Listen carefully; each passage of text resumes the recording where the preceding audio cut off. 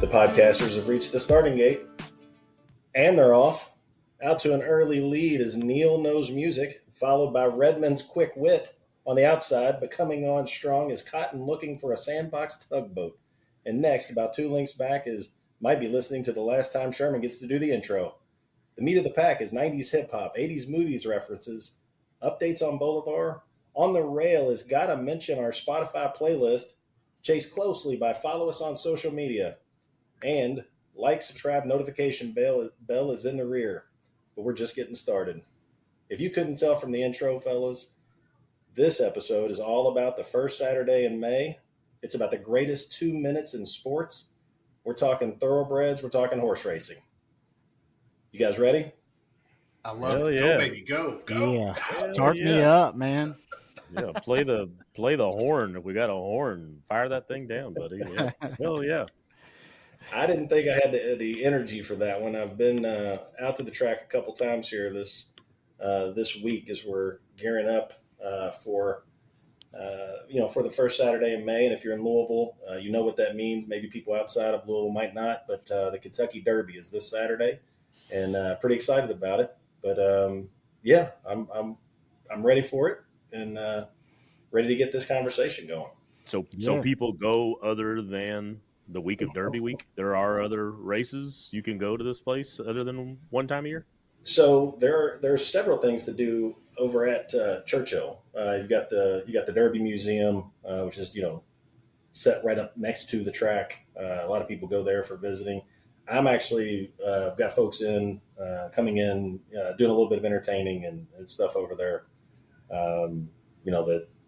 For both work and for fun. It is fun. I mean, I work over there. I'm over there Oaks and Derby Day, the Friday and Saturday, and it's just a fun place to be.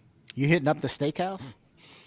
I have not been to the steakhouse. When I'm over there, I'm lucky to get a hot dog. I'm trying to grab whatever I can and just eat and move. But yeah, man, I get when I say working, I'm getting every bit of 20,000 steps in on Oaks Day and probably 25,000 on Derby Day, and it's all within 2 buildings. It's but the look on the little app is crazy looking. It's like just a big red circle just moving around the whole time. It's all in one spot. You out there shaking hands and kissing babies all day? It's better than kissing hands and shaking babies, I guess. But yes. Mine looks like a red circle too, but it's my bank account telling me I'm out of money. Well, speaking of that, Neil, I got a question for you guys. When you're going over to the track, what advice? Let's think about the folks that are outside of Kentucky who might be coming in, or maybe they're planning, for next year to come in. What is some advice that you might want to give to somebody who's coming in maybe for the first time? Neil, what do you got? Well, what I would say is before you get in line, know what you're going to bet. Kind of know what you're doing. And I learned that at an early age. My grandfather had season tickets to Churchill Downs, was at the track every day. And when I was a kid, I was probably, maybe 12 years old. He took me out. It was just the 2 of us. And he showed me how to bet. And it was like it's a rite of passage in Kentucky. But I'll never forget it though, because he was showing me, he's like, you don't want to just bet horses to win or to show, whatever it is. He said, you're gonna put some money down. You got to make some money. So he showed me, he said, I'm going to show you the right way to make some money. He said, pick your favorite horse and we're going to key it. And then we're going to take 2 other horses. I'm 12 years old. He said, we're going to key it and then we're going to wheel it with 2 other. And I was like, all right, I'm with you. So I remember these numbers. I keyed the 1 horse with the 6 and the 3. And the reason I know that is because I was 1 for 1. I hit that sucker, and my $2 bet turned into about $250, and I never made Grandpa more proud. In a split second, a horse racing fan was born. Neil said I blew it right away. Neil, that's funny.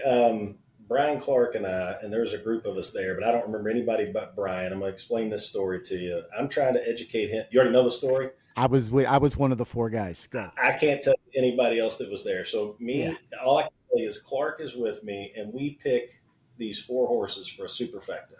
Yep. And it's Clark's first time. He tells me it's his first time betting. I don't know if it is or is not. Doesn't matter. But he goes up to make the bet, and he picks the 4 horses. He says, let's say it's the 1, 2, 3, and 4 for this trifecta, and that's what he bets.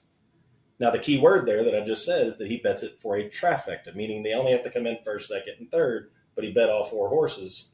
All 4 horses come in, but we only get paid for the first, for the smaller amount. When it hits, when the race is over, we think we're holding, which I didn't look at his ticket, we think we're holding the superfecta. I'm holding Clark. I'm pretty sure I'm holding him in my arms or he's in my arms. We're talking about what we're doing that night. It's going to be the biggest party we've ever thrown. It's going to be amazing. This is, 30 years ago. Yep. And then I see the ticket and I see the TRI on it. And I just look at him and he's like, well, can we just tell him that's what we were supposed to do? Well, and the horse that came in fourth was a long shot that would have driven the price way up. We were looking at, I think, 5-figure ticket. That's I right. think is what we were looking at. Yeah. And it ended up being like $300, $250, something like that. It was still good, but nothing like what it was going to be. Like it was going to be amazing. I still think about that every time I go to tell somebody about I tell that story. I try not to use Clark's name. Now I'm putting it out everywhere, but yeah. Just to our thousands of listeners. Yeah, exactly. 30 years ago, that's life-changing money. Oh, that was generational wealth. That's right. Cash the ticket, though. Cashing the ticket's always important, Hey, on to the next one. And then speaking of, like, you need to have yourself ready when you get in line. I didn't even walk to a line though. Last year at the Derby, I played everything on my phone. I had the Derby app.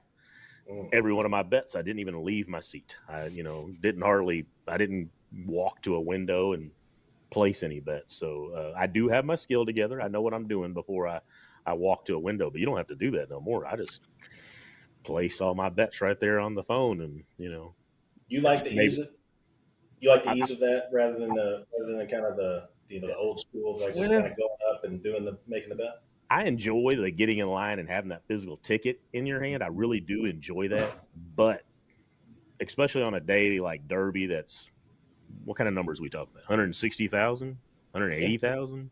I mean, and then you got to go get in that line. Now that it's way more efficient nowadays than it used to be. There's so many options, so it's not what it used to be as far as standing in that line. But I still like, you leave your comfort area when you're at the track on Derby Day. It's a process to get back to where you came from, and that's like, well, I'm okay. We'll see you in 35, 40 minutes. Like you're got to get a drink. You're heading off to the bathroom. You're going to place a bet. You got to meander through this crowd of all these people. And so it's, and then get back. And so this past year, I loved it. I knew where the bathroom was to get my drink. And then all my bets were on the phone. I feel like you got to do two things. So you go to the track, you got to place at least one bet in person, and you got to drink mint julep. And you're gonna, I'm in. You got to have a julep. I'm still waiting for y'all to show me the mint julep that tastes good. But I'm next time I'm with y'all. I'll drink a mint julep in y'all's honor. But I'm still yet to have my first one that I think is good. And I love bourbon. And nope. Yeah, I think it just tastes different at the track. It just tastes so good. Listeners, I got a question for you then. I'm in the non-drinker asking this. If you guys have a suggestion or a strong opinion on this, hit us up on social media. Let us know whether Neil's right on this or Cotton's right on this as far as the mint julep goes. And it's Southern Hang Pod on all our socials. But just hit that up. Let us know what you think. The Oaks drink, the Lily was with the Phillies, the vodka pink drink. Thank you. Much more yummy than a mint julep. Thank you. Redmond, tell him where it's at. Tell him where it's at. I mean, that's cute. That's cute for like a Tuesday sitting on the back porch watching your grass grow. But when you're at the track in Kentucky, you got to go bourbon. You got to go mint julep. Nobody said we're anti-bourbon. I'll drink bourbon on the rocks all night. That sounds delicious. It's when you put that nasty ass fig leaf up in my bourbon that it's like throwing a raisin up in an oatmeal cookie. I don't need the knucklehead stuff. Just give me the bourbon. Right? We don't need the minty stuff. Nah, I ain't with it. Neil, I Red, get it. Red, don't jump in and defend oatmeal cookies, oatmeal raisin. Yeah. No, I see where it's going. That's a different podcast. But I think on a mint julep, there's a specific height that the straw is supposed to be. Oh. And several years ago, we're out there, and they've just got, well, mint juleps aplenty, right? They got them all on the table, but the straws they've got are like a standard straw, which is 10 inches tall or something. And I think all you guys know him, Jeff Jones. We were out there together, and we've got the cigar cutters, and he's like, "This is unacceptable." We're like clipping all the straws for him to make it an appropriate mint julep for him. Well, the next time that we're all together, y'all give me the appropriate mint julep, and I will clear the palate and go in with a clear head. And I've just not had the right one yet, I guess. So. Well, now when you go, I went last year. I think I was on Oaks Day last year, but now it's like all you can eat and drink. Yeah. So there is like, and I remember walking in and there's somebody with a whole tray of juleps, and I'm like, "Oh no, I'll wait. I got the free pass. I'm gonna get." He goes, "No, it's already here for you." I said, "Oh boy, it's gonna be a good day." That's so that was my suggestion to people coming in is pace. Make sure it's an all day affair. People are like, I can't wait. Let me get my first drink. And I'm like, hey, buddy, we're getting there. If you're getting there by race 1 or 2, the Derby don't go out till 6. And then there's still 2 or 3 races after that. So do some inner mantra and make sure you're slowed down. But I'm in the same boat, man. I got off last year. We had the all-inclusive, and we get off the bus. And the dude offers me a mint julep, and I said the exact same thing. And I go, "Nah, man, I'm at the all inclusive section. I'm gonna wait till I get there." He goes, "No, sir, you're here. You've made it." And I'm like, "What are you talking about?" He's like, "Everything is now all inclusive as soon as you get off the bus." And I'm like, "Holy moly, yeah!" And there was, yeah, but they've also changed it up, right? So years ago, it was part of the charm to try to collect the glasses, right? The Derby glasses. But with this all-inclusive bit, they don't come in the glass Derby glasses. No. Well, you can go buy one. You can buy a julep in the glass. Oh, and they are proud. They are proud at the track of those Derby glasses. You're better off going to the local K. Roger and getting you a 6-pack of them for about the same price. Heck yeah, especially day after Derby, you get them. That's right. 90% off. All right, so you got to come in, pace yourself. Yeah. Right. That's number 1. Number 2, know what you're doing at the window. Yeah. Mm-hmm. Have your Derby attire ready. Like, don't become a no half-ass shit. You better come with some next level looking pretty, especially the ladies. And then my wife would be mad at me if I didn't make sure the women know. Wear your pretty shoes in, but have the comfy shoes. Have the comfy shoes in the purse. My wife we've done that so many times, and she has to switch up because you're 3 races in, and the women are all changing out of the beautiful high heels into the comfy flip flops. So do the old. My wife does like the Old Navy flip flops. So she's like, just wear something in because they're gonna do. You ain't walking, in heels. You're not walking that far. Mm-hmm. Cotton, what do you do, buddy? You got like a seersucker suit? Like I envision you, bow tie, fedora, seersucker, and like talking with the Southern drang, like Southern drawl. Sorry, like is or is you ain't my constituents.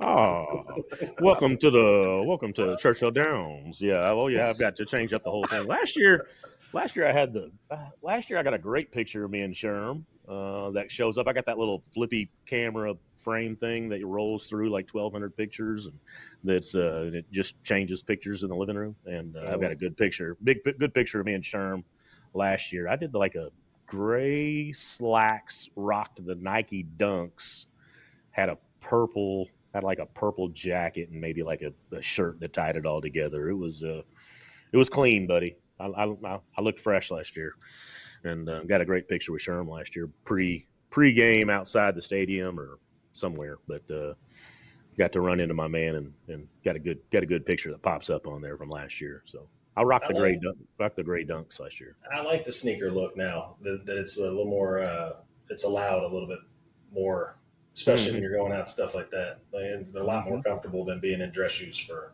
12 hours trying to run around on your feet the whole time. So that's good. Hell yeah. So speaking of betting and Neil, you talked about knowing what you're doing when you get up there. What are you looking for? What's the thing that calls to you that you're saying, all right, I'm looking at it, whether you're looking in the program, you're looking at the horse, 163, that may be a thing now that you're like, anytime I'm making a bet on a trifecta, it's got to be the 163, and that's what you're always betting because you have that history. What is the thing what do you think of for you that, or are you looking at speed rating and jumping in on data? I can read a program, but it's dangerous and I'm not very good at it. And so I tend to mostly just play numbers. So I always, every day at the track, I got to bet at least one of, for grandpa, I got to bet the key, the one with the 6 and 3. And then all of my kids' birthdays are single digits. So I got March 2nd, March 6th.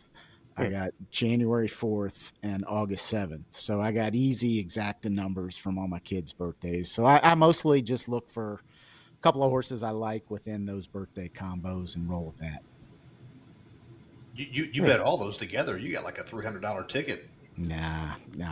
I'm a small time bettor. I look for like, $1 exactas.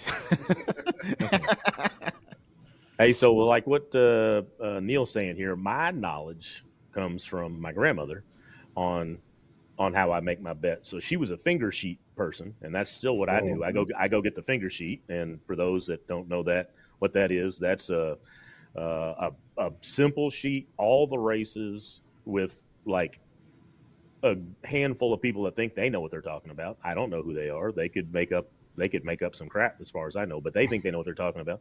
And then they put the 4 to 5 people, here's what they pick of who's gonna do good in each of the races. So I take that and then I do a combo, like I'll look, everybody likes the 1, everybody likes the 7. Okay, the 9 is very popular, but it's only in like 2 of them. And I'll throw him in there just because, hey, some people think he's going to be awesome, and that's how I make my picks on.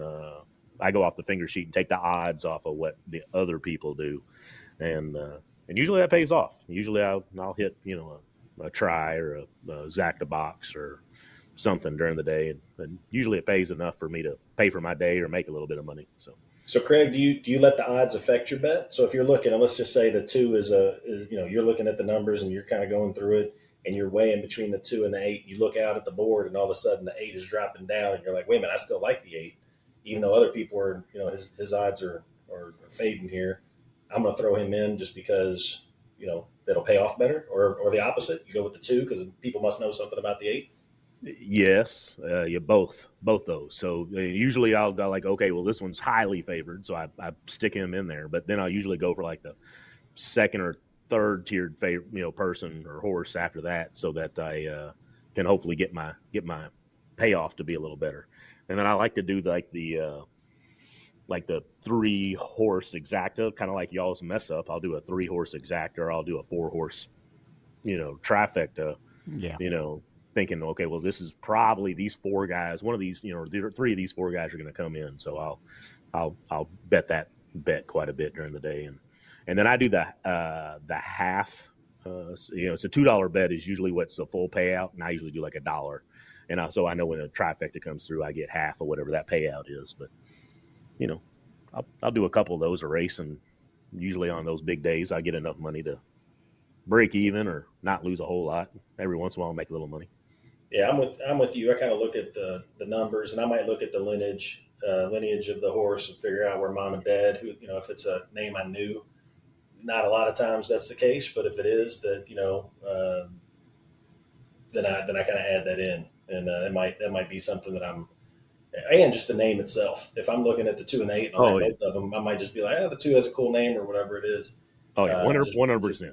Sometimes you just got to throw. Sometimes you just got to go, straight knucklehead and like, this name is awesome. I'm no good reason I'm taking this one. Well, to Neil's point, I get mad at myself because I know how to read a program. If I'm reading the program and I'm wrong, then I feel like an idiot. If I bet on the name, I don't feel like an idiot because it's just the name lost. Takes you off the hook. The name Yeah, plays. exactly. The name plays. If the name talks to you, right? Like it's big perms, fast race. You got to put money down on it, right? That's exactly right. Or Redo's Track Buddy. Like, I mean, if the name talks to you, you got to put money on it. You may like not, I said, go ahead. Well, I was gonna say you may not rope it into your trifecta or your exacta box or whatever, but like you gotta put some money down on top of it for sure. If it was Redmond's Quick Wit, like coming from the intro, or Neil Knows Music, you guys are betting on those. I mean, you guys are taking that horse. You're just taking that. Well, maybe not Redmond's, but double down. Hey, I'm already planning on Rodriguez being my Derby horse for this year, just because on my mom's side of the family, that is a prominent last name on my mom. That's not my, I've got cousins that are all Rodriguez, and I don't know if y'all paid attention yet, but he is also a favorite for the Derby. But as soon as I saw him, I'm like, oh, Rodriguez, that's an easy pick for me for this year. So yeah, he's already locked in. It's fun to see how far that goes, because if like it was A-Rod, would you jump in and be like, it's a Rodriguez, I'm taking it. Right. And I don't know, you can find different meanings for different horses. It's kind of fun to see all that. Oh, absolutely. You guys keep track and see if there's a jockey that gets hot that day, because like some days it's a no-brainer.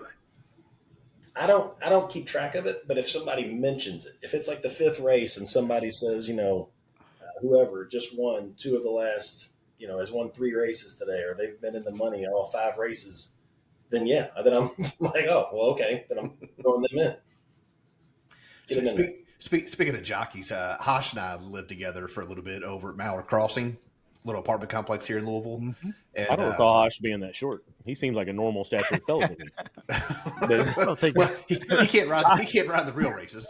But these guys moved in downstairs, and we saw him from a distance. Didn't get a chance to talk to him, and Hosh came in from work, and he's like, these sons of bitches are driving Mercedes and BMWs. And we thought they were kids, right? We thought they were like 17, 18 years old at most. He's like, he was afraid it was going to be drug dealing kind of thing. Come to find out they were jockeys. They were brothers, and I forget their names. Was it Alvarez maybe or something? Pretty big name. Yeah. Yeah. Well, it's like 20 years ago. Yeah. Yeah. Right? Yeah. Yeah. So they were super, super great guys once we got a chance to meet them. Yeah, the jockeys are good. Shane and I were out. This was back before we moved away to Texas, so before we got married, and we were out at the Hikes Point Lounge. Anybody kill any brain cells there at the Hipple? Yeah. And you know what you do at the Hipple? Karaoke. And so we're out there, knocking down some pictures, and all of a sudden this little dude gets up on stage, and he's drinking water and taking this stuff seriously. And I can't remember what he sang, but he, like, note for note, some country song, and it was Shane Sellers. Remember Shane Sellers, the jockey? Yeah, big name. And we sat down, talked to him, got his autograph, and he's a good dude. All hanging out at the Hipple. That's awesome. Oh yeah, great. Did you sing a duit with him? Like Islands in the Stream or something? Ebony and Ivory? Would you break down with him? He didn't know anything from the Hold Steady, so we couldn't. Actually, the Hold Steady didn't have music yet then. They weren't around. Redmond, what are you betting? I don't think we heard from you. If you're going up, what are you looking for? Well, I mean, you guys have hit the nail on the head for me. Like I can read a program in that I understand the words, like top to bottom, left to right. I know how to read, but I cannot handicap the ponies. So like I'll take a look, try to narrow it down to 4 or 5 horses, and then I'll let the name start talking to me. I've always heard bet the gray horse. I've heard bet horses that have military names. I've heard if you see a horse, take a shit on the track before the race, that's a good sign too. But for me, it's is the name going to talk to me and kind of give me that warm and fuzzy, and that's what I go with. Well, I'm going to ask you then one. You just said that the horse taking a shit. So I got a question for you. If the horse bucks, it is the first cuss word. But if the horse bucks in the paddock or as it's getting out to going into to race on the track, is that good or bad? Well, I think if he does it in the paddock, he's just showing off. Okay. He's not nervous. He's just telling you, I'm a bad dude. I've always heard it's a good thing, but again, I don't know.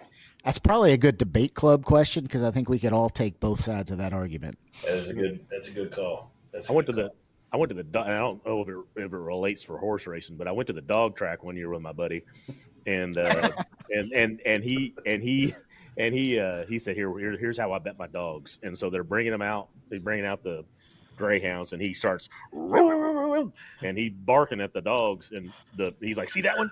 That's the one that he's like that one that looked at me. He's like, that one that looked at me first. That's the one I'm betting, boy. Yeah, and he's like, that's my dog, and so that's the way he bet. I don't recall him winning, but I don't know. Listeners,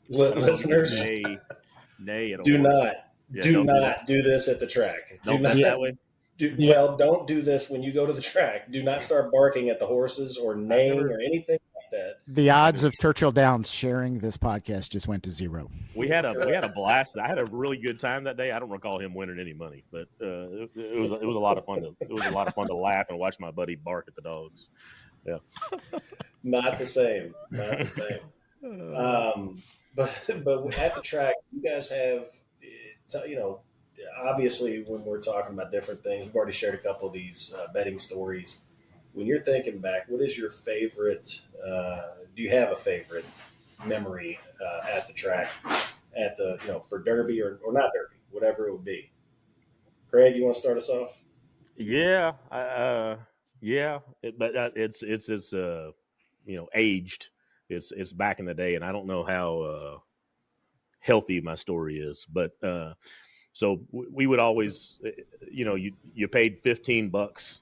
I don't know how much it was, but you'd go to the infield back in the day, and we would all go in there, and the day was set up, and whatever your crew was, everybody had different bags of assorted alcohol, snuck on their bodies, and then we got inside, and you made the big batch of hooch, and I don't even know if we saw horses. I just know that we were in the infield, and I'm told I was at Churchill Downs and we drank all day. But one of the days that I thought was funny, and it's don't let my children hear this episode, but I spent the day walking around with this half-gallon jug of associated mix that I would run into people, and my whole day I'd go mix and match, and we would toast, and they'd pour their stuff into my gallon jug, and we would mix it around, and I'd pour half back in their cup, and we would drink, and then I'd walk off from those folks. And I did that for a whole day at Derby, and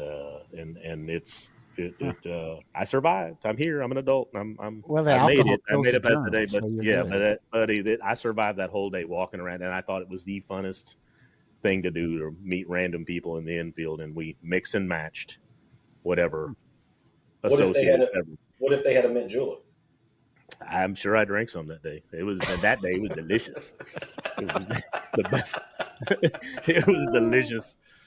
But that was way pre than what we're now we pay the big money ticket, we get dressed up. Back then I think we went in t-shirts and flip-flops, and if we got everybody home at night, and we were just happy that everybody survived, and people got left in the infield, or don't know if we saw a horse, like I said before, but it was a lot different 1994 versus what we're doing nowadays, and I'm way mature now, so debatable, right? Ish. Neil, what's your favorite story? Well, I thought you were going to say this, Craig, because you started getting into when we were in college. I'm going to guess 1994. It was the year Gopher Gin won the Derby. And at the same time, I think Snoop Dogg's Gin and Juice had taken over the airwaves. And if I remember right, it was Scott Colston that said, I'm going to bring Gin and Juice and bet on Gopher Gin. And I was with him. And that was a blast. But also, I believe that was the same year that the skies opened up, and it was like a monsoon, and it turned into like mudslides everywhere in the infield. Third turn specifically. Third turn was the college area back in the day. Yeah. And if I went now as an adult and that happened, I'd be grumpy. I'd be like, oh man, this is terrible. But man, college me, I was like, this is the life. And if I remember right, Red, that's when you and I were working at captain's quarters. I think I had to work that night. And I went and made a couple $100 waiting tables at captain's quarters that night after spending all day at the Derby. I think I may have to ride out there with you. Do you have like a Honda Accord hatchback? Didn't I? Yeah. I feel like I may have ridden out there with you. Yeah. Yeah. Maybe. So anyway, Red, what you got? I've got a 3-part answer, sir, if I may. So the thing that stood out to me the most in Craig, you referenced infield and just the debauchery and chaos that it is. The third turn used to be just a complete shit show, right? Anything went. But what was occurring this day is that apparently, somebody went into the porta potty. Seems like a normal thing to do. What this person didn't know is that his, and I'm air quoting for the listeners at home, his friends locked him in somehow and started rocking this porta potty. And the whole crowd, right? It's mob mentality. Somebody cheers. And the next thing you know, the entire crowd's cheering. And this porta potty is rocking back and forth, and it finally tips over. And they've got like an exhaust on the top, like a little chimney, if you will. that blue dye stuff shoots out the chimney, and the entire crowd is everybody's like, oh. Yeah. And little Rhodey stepped out. He looked like he came out of the Blue Man Group. It was not a good day for him. I cannot fathom what he went through for the rest of the day. But so that's one thing that just. To be clear, this was just somebody you knew. It was a stranger. These weren't our friends. No, no idea who this person was. Because we would never do that to people. No. The one thing that was awesome for me to see, Dawn at the Downs. I don't know if you guys get a chance to go out there, sunrise, watch the horses run. We took Gunner out there when he was young, and just seeing his face, you get right up on the rail and he could see the horses. As a dad, that was one of the super coolest things. He's a little bit older now. He probably doesn't get the same joy, the simple joys in life, but for a moment in time, it was pretty special. But the one thing that I have a memory of, always go fedora, always go bow tie, mix it up every year. It had rained. We were in section 324, 325. I can't quite remember. We were the section that extended just past the cover, right? So it's raining on and off and on. We're making friends. The box behind us, this guy's like, hey, you want a sugar cookie? He's got a bag of, 30 sugar cookies. And I shit you not, these were the best sugar cookies ever known to man. I said it so much that finally I was like, how much to buy the rest of the sugar cookies? And I ended up trading my fedora to this guy for a Ziploc bag of sugar cookies. And he was supposed to email me his grandmother's recipe because they were so good. Last time I ever heard or saw that guy. But for the 20 minutes I say as a group, I probably had all of them and gave everybody one, but these were the best sugar cookies, made your toes curl up. I think I needed a cigarette afterwards. They were amazing. How many mint juleps preceded these cookies? Is this a pure, unadulterated, testing ground for sugar cookies, or is it 9? Fair question. They could have been right. They could have been chocolate chip. You don't even know what the hell you got. No, I've got pictures. They were definitely sugar cookies. We've got a picture of the handshake. I'll see if I can find it and send it to you guys.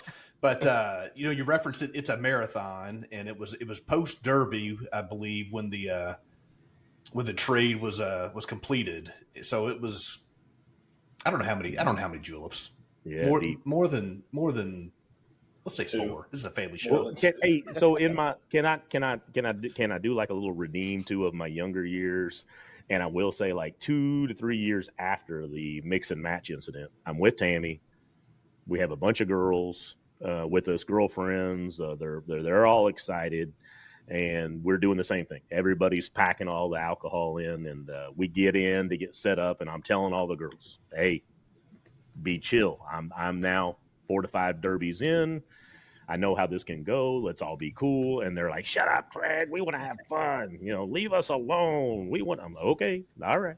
So by like race, and it's obviously a red hooch concoction. By like race 5, I'm like a shepherd. I'm like a sheep herder. I've got my whole shepherd. All these girls are passed out. There's like 8 of them. Every one of them got big red stains all over their clothes, and they're all passed out in the infield. And I'm still sitting there making my bets, and maybe had 2 drinks, and like all these guys, and they're all very good looking women. They would all come by. Hey, check this out. I'm like, hey, beat it. This is my herd. Where I got this. This is my flock that I'm taking care of. And there was 8 girls all passed out in the infield, and I'm like, nah, beat it, fellas. I'm taking care of these until they're back and ready to go again. So I did learn from my mix and match, is what I'm trying to say, and matured after a couple of years, and was able to take care of others that did not pace themselves and went a little too hard, a little too fast. So nice. We're all that growing. was hero behavior there, buddy. That's right. Yeah. So I've got lots of memories of, as we were talking, just growing up, as being over at the track. My dad, my brother still go. We go over on Father's Day. But the memory that I think the most was I lived in Los Angeles for a little over 2 years, and I was homesick a little bit and went to the Santa Anita Derby in April of 2004. And we got dressed up. It's a Derby. So we're assuming that everybody that's going to the Derby treats it the same way as the Kentucky Derby. And we go to Santa Anita. We get there. First of all, it's not sold out. You could just, tickets are, whatever they were that day. I think it was like $5 to get in or something like that. We had decent seats. They're not crazy. Nothing, we weren't on the finish line or anything. But when I think of the being in the room, watching it, the view, everything about it, for what you get and just being there, was amazing. And it's my girlfriend at the time, now my wife. But we went and we sat next to some people who knew nothing about horse racing. So I'm educating them from Kentucky. They're asking me about Churchill. They're asking me about Keeneland, and, just kind of going through it all. And it gave me, being a homesick guy that day, it gave me something to talk about and think about home and talk about home a lot, and share it with other people. I have no idea who they are, and they didn't bring any sugar cookies, Red, but yeah, but Well, that means you get to keep your hat. That's right. That's exactly right. But it was a fun just trip in general. And I remember the view there is crazy, because you've got the mountains in the background, the backside of the track. So when you're on the stands looking, you got these mountains and everything. It's just beautiful place that they've got. Is there anything better than being at Derby in the plane of my old Kentucky home? Like, do you guys get goosebumps? Oh, 100%. I got goosebumps now talking about that. Yeah, no doubt. I tell all my family or whoever we're hosting when they come in, I go, I think you got to be around us. Like, go off and get your potty breaks, but do not miss out when they play my old Kentucky home. And everybody's got their arms around each other. We're all swaying back and forth, singing the song. Man, that is such a great moment. Well, most everybody at that time too has already had, would you say, Red, four drinks or so? That's a rough number. So, at minimum, that number. So everybody's feeling a little bit more, and may think they know more of the words than they do. So they're all singing too. Yeah, I think even if I'm at a Derby party, I get a little choked up just when they play my old Kentucky home before the Derby. It's like, I mean, is there ever a moment where you're more proud to be from Kentucky when that happens? It's awesome. It is awesome. Well, guys, this has been a good one. And for the folks listening in, thanks for being with us. Thanks for joining us and letting us talk a little bit here about something that means a lot to us as Kentuckians and guys from the South, just horse racing in general. We appreciate you. We'll catch you guys next week. Later. And they're off. See you, boys.